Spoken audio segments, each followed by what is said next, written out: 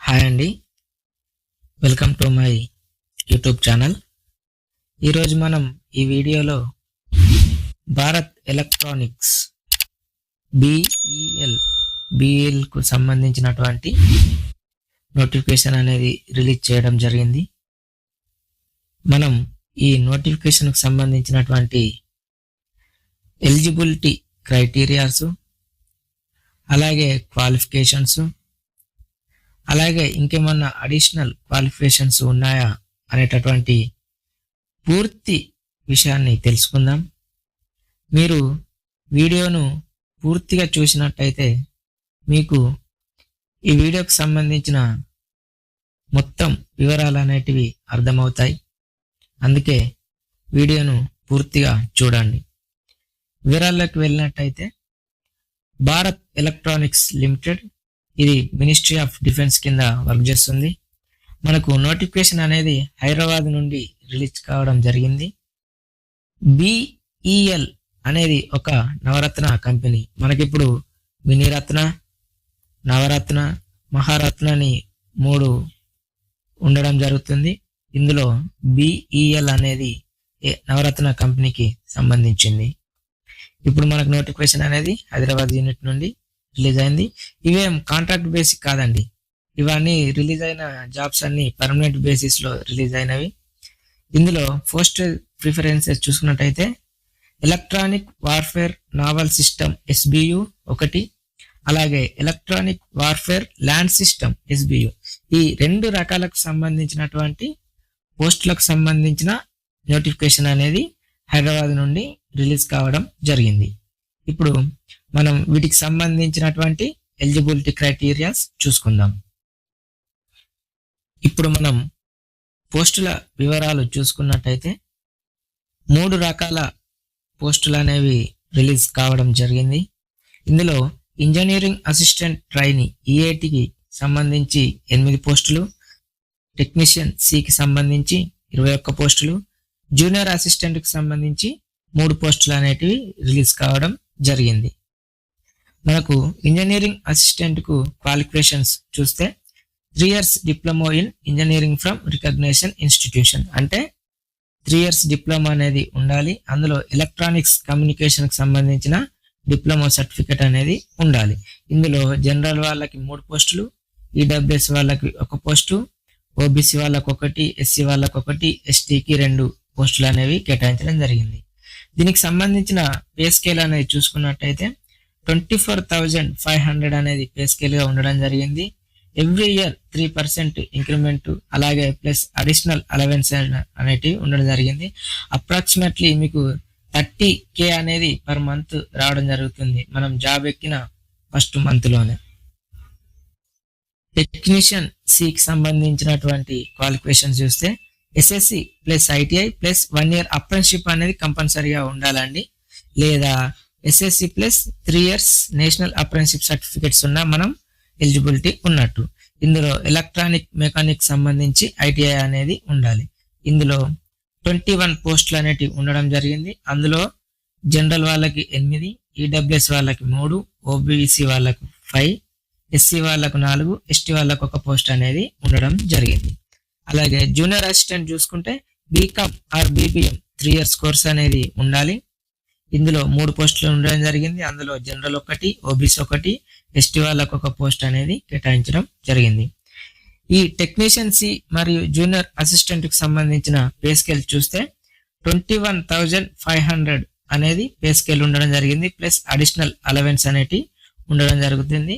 Approximately మీకు ఒక 25 నుంచి వెళ్ళి 28K దాకా బై హ్యాండ్ రావడం జరుగుతుంది. మనం ఇందులో ఏ జాబ్ లో సెలెక్ట్ అయినా కానీ మనకు ఇనిషియల్ గా ట్రైనింగ్ అనేది ఇస్తారు. ఇప్పుడు ఇంజనీరింగ్ అసిస్టెంట్ ట్రైనీకి మనకు ట్రైనింగ్ అనేది బెంగళూరులో ఉండడం జరుగుతుంది. 6 months ట్రైనింగ్ అనేది బెంగళూరులో ఉంటుంది. దానికి స్టైఫండ్ వచ్చేసి 24,000 పర్ మంత్ గా పే చేస్తారు. ఆ తర్వాత 6 months అయిపోయిన తర్వాత మనకు రెగ్యులర్ పే స్కేల్ అనేది ఇవ్వడం జరుగుతుంది. జూనియర్ అసిస్టెంట్ కూడా ట్రైనింగ్ అనేది ఉండడం జరుగుతుంది. మనకు అది ట్రైనింగ్ వచ్చేసి బిఈఎల్ హైదరాబాద్ ఇబ్రాహీంపట్నంలోనే మనకు ట్రైనింగ్ పీరియడ్ అనేది ఉండడం జరుగుతుంది. ఆ తర్వాత ట్రైనింగ్ అయిపోయిన తర్వాత వీళ్ళని లొకేషన్ అనేది ఇబ్రాహీంపట్నంలోనే రెగ్యులర్గా మనల్ని తీసుకోవడం జరుగుతుంది. అలాగే reservation PWD will be as per government guidelines. అంటే పీడబ్ల్యూబిడి వాళ్ళకి మనకు రిజర్వేషన్ అనేది ఉండడం జరిగింది. ఏజ్కి సంబంధించిన విషయాలు చూసుకున్నట్టయితే మినిమం ఏజ్ అనేది 18 years కంప్లీట్ అయి ఉండాలి. అలాగే అప్పర్ ఏజ్ అనేది 28 years లోపు ఉండడం జరిగింది. అలాగే ఏజ్ రిలాక్సేషన్ కూడా ఉన్నది. మనం ఏజ్ రిలాక్సేషన్ చూసుకున్నట్టయితే ఓబీసీ వారికి 3 years, ఎస్సీ ఎస్టీ వారికి 5 years, అలాగే పర్సనల్ విత్ డిజేబిలిటీ వారికి 10 years గా ఉండడం జరిగింది. మనం ఈ పోస్టులకు అప్లై చేయాలంటే మినిమం పర్సంటేజ్ మార్క్స్ అనేటటువంటి చూస్తే ఇంజనీరింగ్ అసిస్టెంట్ ట్రైనింగ్ ఎలక్ట్రానిక్ కమ్యూనికేషన్లో మనకు జనరల్ ఈడబ్ల్యూఎస్ ఓబీసీ విభాగంలో 60% అనేది ఉండాలి. అలాగే ఎస్సీ ఎస్టీ పీడబ్ల్యూబిడి వారికి 50% ఉంటే సరిపోతుంది. అలాగే టెక్నీషియన్ ఎలక్ట్రానిక్ మెకానిక్స్ వాళ్ళకి చూసుకున్నట్టయితే జనరల్ ఈడబ్ల్యూఎస్ ఓబీసీ వారికి 60% మార్క్స్, అలాగే ఎస్సీ ఎస్టీ పీడబ్ల్యూబిడి వారికి 50% మార్క్స్ ఉంటే అప్లై చేయడానికి ఎలిజిబిలిటీ ఉన్నట్టు. అలాగే నెక్స్ట్ జూనియర్ అసిస్టెంట్ చూస్తే జూనియర్ అసిస్టెంట్ అనేది బీకామ్ ఆర్ బీబీఏకి సంబంధించింది. దీనిలో జనరల్ ఈడబ్ల్యూఎస్ ఓబీసీ వారికి 60%, అలాగే ఎస్సీ ఎస్టీ పీడబ్ల్యూడి వారికి 50% అనేది కంపల్సరీగా ఉండాలి. మనకు దీనికి అప్లై చేయడానికి ఎటువంటి ఎక్స్పీరియన్స్ అనేది అవసరం ఉండదు. కానీ మనకు ఎంప్లాయ్మెంట్ ఎక్స్చేంజ్లో మనం రిజిస్ట్రేషన్ అయి ఉండాలి. ఎప్పటి వరకు అంటే 9/4/2025 వరకు మనం ఎంప్లాయ్మెంట్ ఎక్స్చేంజ్లో రిజిస్ట్రేషన్ అయ్యి ఉండాల్సి ఉంటుంది కంపల్సరీగా. ఇది ఎసెన్షియల్ అన్నట్టు. అలాగే మనకు సెలక్షన్ ఎలా చేస్తారనే ప్రాసెస్ ఆఫ్ సెలక్షన్ చూసుకుంటే మనకు 150 మార్క్స్ అనేది రిటన్ టెస్ట్ కండక్ట్ చేయడం జరుగుతుంది. ఈ 150 మార్క్స్లో 50 మార్క్స్ అనేటి జనరల్ ఆప్టిట్యూడ్, 100 మార్క్స్ అనేటటువంటి టెక్నికల్ ఆప్టిట్యూడ్ కు సంబంధించి ఉంటుంది. ఈ 50 మార్క్స్ జనరల్ ఆప్టిట్యూడ్ లో సిలబస్ చూస్తే mental ability, aptitude, logical reasoning, analytical, comprehensive ability, basic numeracy, data interpretation skills and general knowledge అనేది జనరల్ ఆప్టిట్యూడ్ లో ఉండడం జరుగుతుంది. టెక్నికల్ ఆప్టిట్యూడ్ చూసుకున్నట్టయితే మనకు సంబంధించిన ఏ ట్రేడ్ కు సంబంధించిన వారైతే ఆ ట్రేడ్ కు సంబంధించిన ప్రొఫెషనల్ నాలెడ్జ్ అనేది కంపల్సరీగా ఉండాలి. ఇది 100 మార్క్స్ కు కండక్ట్ చేయడం జరుగుతుంది. ఈ ఎగ్జామ్ లో మనకు మినిమం క్వాలిఫైయింగ్ మార్క్స్ చూస్తే జనరల్ ఓబీసీ ఈడబ్ల్యూఎస్ వారికి పార్ట్ 1 పార్ట్ 2 బోత్ రెండిట్లలో కూడా 35% అనేది కంపల్సరీగా రావాల్సి ఉంటుంది. అలాగే ఎస్సీ ఎస్టీ పీడబ్ల్యూబిడి వారికి 30% వచ్చినా సరిపోతుంది. మనకి ఇది సెంట్రల్ గవర్నమెంట్ సంస్థ కాబట్టి మనకి ఇందులో ఎలాగైనా అలవెన్సెస్ అనేవి కంపల్సరీగా ఉంటాయి. అవి DA, HRA and medical expense, group insurance, PF, pension అనేది ఎలాగో ఉండడం జరుగుతుంది. మనం ఇప్పుడు అప్లికేషన్ ఫీ చూస్తే అప్లికేషన్ అనేది ఆన్లైన్లో సబ్మిట్ చేయాల్సి ఉంటుంది. దీనికి అప్లికేషన్ ఫీ వచ్చేసి 250 రూపీస్ ప్లస్ జిఎస్టీ. ఇది ఓన్లీ జనరల్ ఓబీసీ ఈడబ్ల్యూఎస్ వారికే 250 రూపీస్ ప్లస్ జిఎస్టీ 18% జిఎస్టీ అనేది ఉండడం జరిగింది. అందులో SC ST పీడబ్ల్యూబిడి ex service men వారికి ఎలాంటి ఫీ అనేది లేదు. మనం ఆన్లైన్లో ఫీ అనేది పే చేయాల్సి ఉంటుంది. మనం అప్లై చేసిన తర్వాత మనకు అడ్మిట్ కార్డ్స్ అనేటటువంటివి వెబ్సైట్లో ఉంటాయి. అందులో నుండి అడ్మిట్ కార్డ్స్ అనేటివి డౌన్లోడ్ చేసుకోవాలి. ఇక్కడ ఒక ఇంపార్టెంట్ విషయం చూసుకున్నట్లయితే already government, quasi government, public sector ఆర్గనైజేషన్లో వర్క్ చేస్తున్న వారికి కంపల్సరీగా ఎన్ఓసి అనేది అంటే నో అబ్జెక్షన్ సర్టిఫికెట్ అనేది డాక్యుమెంట్ వెరిఫికేషన్ అప్పుడు మనం ఎన్ఓసి అనేది సబ్మిట్ చేయాల్సి ఉంటుంది. ఇదొకటి మీరు గమనించాలి.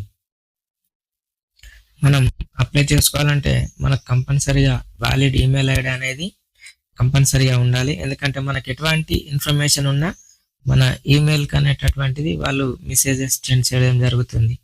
అందుకే మనకు కంపల్సరీగా వ్యాలిడ్ ఈమెయిల్ ఐడి అనేది ఉండాల్సి ఉంటుంది. మనం ఇప్పుడు అందరికి ఒక డౌట్ ఉంటుంది, మనకి ఇందులో 3 రకాల పోస్టులు ఉన్నాయి కదా, మనం 3 అప్లై చేసుకోవచ్చా? కొంతమందికి డిగ్రీ ఉంటుంది, ఐటీఐతో పాటు ఐటీఐ ఉంటుంది, అలాగే ఐటీఐతో పాటు డిగ్రీ అనేది కూడా ఉండడం జరుగుతుంది. అలాంటి వారు కూడా ఏదో ఒక్క పోస్ట్కే మనం అప్లై చేసుకోవడానికి అవకాశం ఉన్నది. ఒకవేళ మీరు 2 చేస్తే మీరు లాస్ట్గా లేటెస్ట్గా ఏది చేశారో దాన్నే వాళ్ళు కన్సిడరేషన్ చేయడం జరుగుతుంది. మనకు ఎలా సెలక్షన్ ప్రాసెస్ అనేది ఎలా ఉంటుందో తెలుసుకుంటే, మనకి ఇందులో స్కిల్ టెస్ట్ అనేది ఏమి ఉండదండి. ఓన్లీ రిటర్న్ టెస్ట్ ఆధారంగానే మనల్ని మెరిట్ తీసి ఇందులో నుండి సెలెక్ట్ చేయడం జరుగుతుంది. ఇప్పుడు మెరిట్లో సెలెక్ట్ అయిన వారికి డైరెక్ట్ డాక్యుమెంట్ వెరిఫికేషన్ అనేది ఉంటుంది. మనం ఆల్ ఒరిజినల్ డాక్యుమెంట్స్ అలాగే సెల్ఫ్ అటెస్టెడ్ కాపీస్ తీసుకొని డాక్యుమెంట్ వెరిఫికేషన్ అనేది వెళ్ళాల్సి ఉంటుంది.